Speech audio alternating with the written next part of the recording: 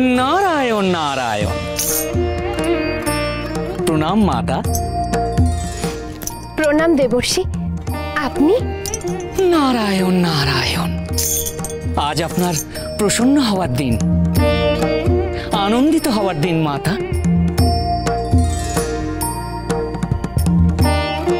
नारायण नारायण। आपनार पुत्र स्कंद एखन কৈলাসের পথে।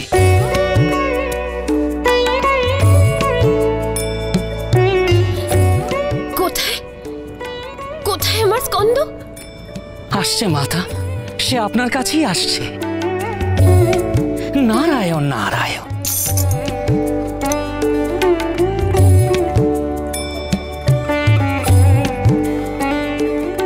কিন্তু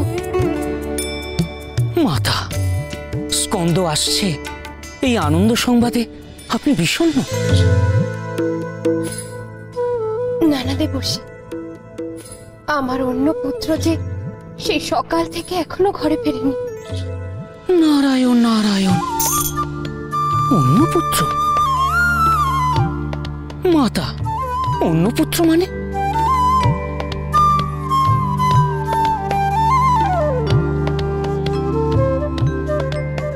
আমার পুত্র, আমি তাকে পৃথিবীতে এনেছি। সে আমার অংশ, বিঘ্ন বিনাশক পার্বতী নন্দন। নারায়ণ নারায়ণ। মাতা, তাহলে তো কৈলাসে উৎসবের আয়োজন করতে হয়। নারায়ণ নারায়ণ। কৈলাসপতি বিনা কৈলাসে উৎসব হয় কি করে দেবর্ষি?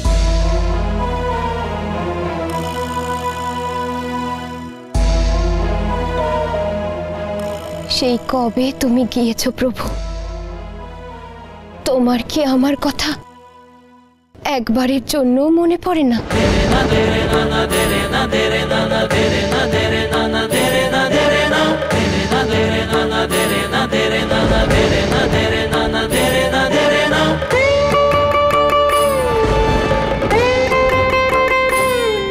সেই কবে তুমি গিয়েছো প্রভু? তোমার কি আমার কথা একবারের জন্য মনে পড়ে না?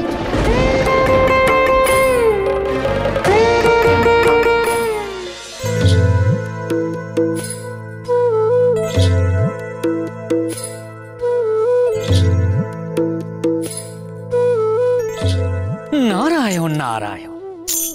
মাতা, আপনার বিঘ্ন বিনাশক পুত্রকে দেখার জন্য আমার মন বড়ই ব্যাকুল হয়ে আছে। তাকে দেখতে পাচ্ছি না বলে আমিও যে বড় ব্যাকুল হয়ে রয়েছি দেবর্ষি। নারায়ণ নারায়ণ। কোথায় গিয়েছে সে?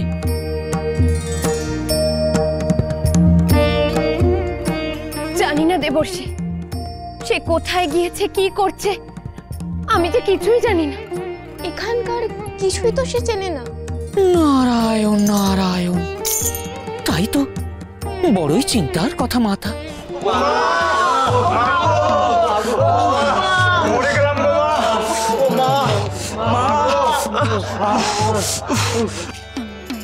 এ কি, তোমাদের এমন অবস্থা কেন? মনে হচ্ছে কোথাও পড়ে গিয়ে আঘাত পেয়েছো। কি হয়েছে? কি করে পড়ে গেলে?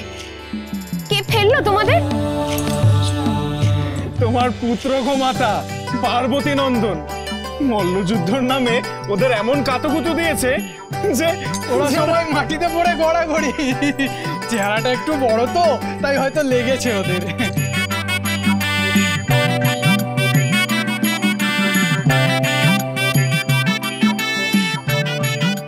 কিন্তু সে কোথায় এখন?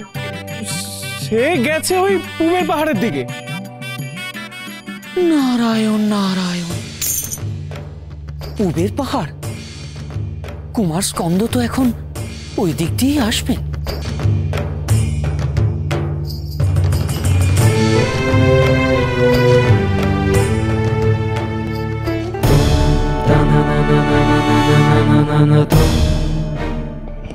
অনেক হেঁটেছি, এবার ফিরতে হবে মায়ের কাছে। বড্ড খিদে পেয়েছে।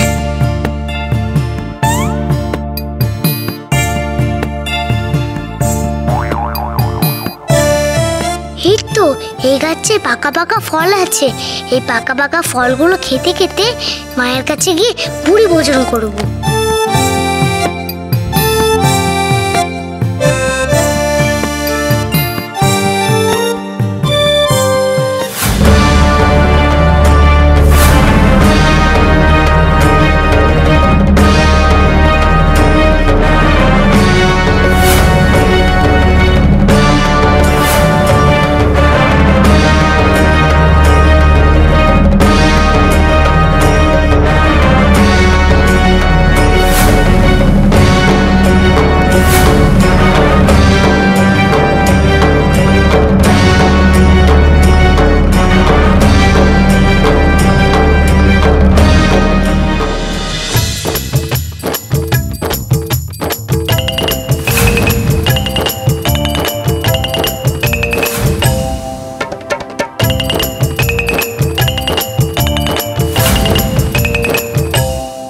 কি, আমার তো দুটো ফল আছে, এগুলো যদি চলে যায় তাহলে আমি কি খাবো?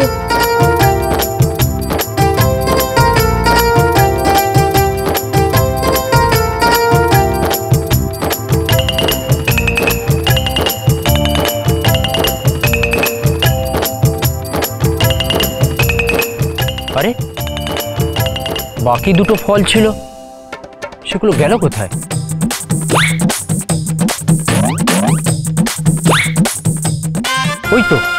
ওই তো একটা বালক ছুটে পালাচ্ছে। দাঁড়াও দাঁড়াও!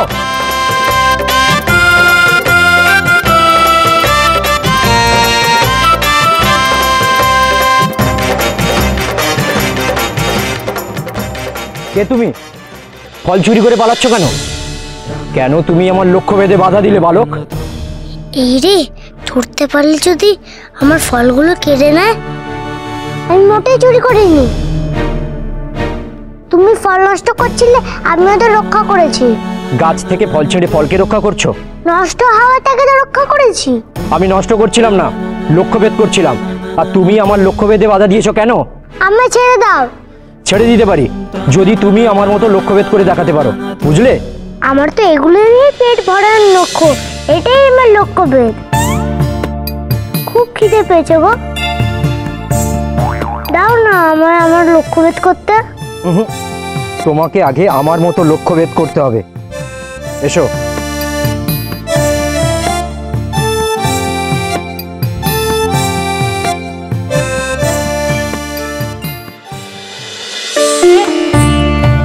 খুব ভালো হচ্ছে বিজয়া, দেখি। সখী, দেবর্ষী যখন তোমায় বলল তোমার দুই পুত্র এক জায়গায় মানে পূবের জঙ্গলে আছে, তখন তোমার দুশ্চিন্তা দূর হলো, তাই না? হ্যাঁ জয়া, এক মায়ের দুই পুত্র একসঙ্গে রয়েছে, এতে তো মায়ের দুশ্চিন্তা কমবেই। আমার দুই পুত্র পূবের জঙ্গল থেকে একসঙ্গে হাতে হাত ধরাধরি করে আসবে, আর ফিরে এসে আমার হাতের তৈরি এই মোদক খাবে। একসঙ্গে আসবে মানে? তারা তো একে অপরকে চেনেই না। হ্যাঁ, না চেনার ফলে যদি হাত ধরার পরিবর্তে হাতাহাতি, মানে একে অপরের সঙ্গে বিবাদে জড়িয়ে পড়ে। না জয়া, যদি দুই ভ্রাতা নিজেদের মধ্যে বিবাদে জড়ায়, তবে ওরা কেউ কারুর কোনো ক্ষতি করবে না, বরং দুজন দুজনকে সমৃদ্ধ করবে, কারণ ওরা যে দুজনেই বীর। ওরা কেউ কারুর কাছে হার মানবে না। কিন্তু স্কন্দ তো মহাবীর, দেব সেনাপতি, আর আমাদের বিনায়ক তো নিতান্ত বালক। সে যদি স্কন্দের সঙ্গে এঁটে না উঠতে পারে।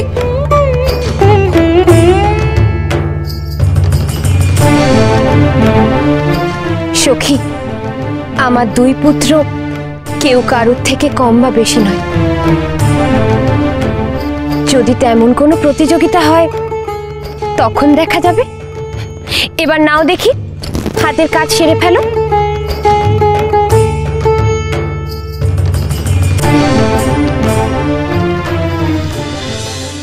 আজ তুমি কোথায় গেছিলে পুত্র? নন্দীরা বলল তুমি নাকি পূবের জঙ্গলে গেছিলে। আচ্ছা পুত্র, তুমি যে পূবের জঙ্গলে গেছিলে সেখানে তোমার সঙ্গে স্কন্দের দেখা হয়েছে পুত্র? চলো চলো চলো চলো পাল্টাই